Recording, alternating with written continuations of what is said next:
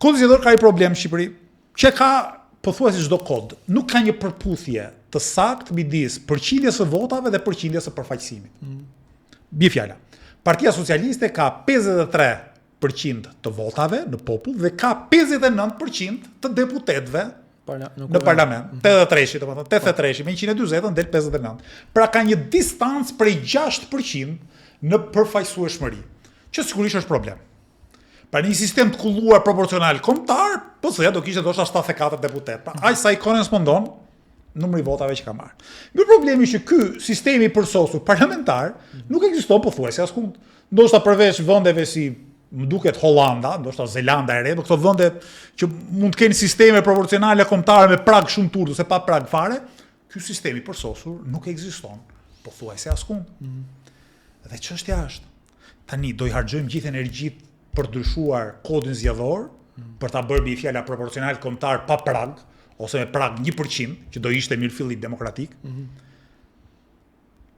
Por, edhe qofse e bëjmë këtë gjë, Çelsat i ka Edi Rama, se ka 83 deputet, avantazhi që atyre u jep pushteti politik dhe oligarkia ekonomike, si është krahasuar me avantazhin që jep kodi zgjedhor.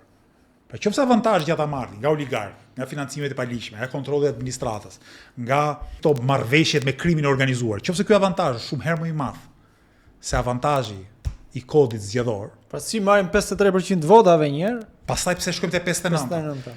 PD-ja ka marrë, më kujto Kristian, 32 më duket %, 32-33% votave në rang kombëtar. PD-ja si koalicion, kështu që po ta marrësh PD-n pa ato bishtat e veta, llogaritet 30%. Dhe unë mendoj që pesha reale e PS-s në shoqërinë shqiptare është 30%.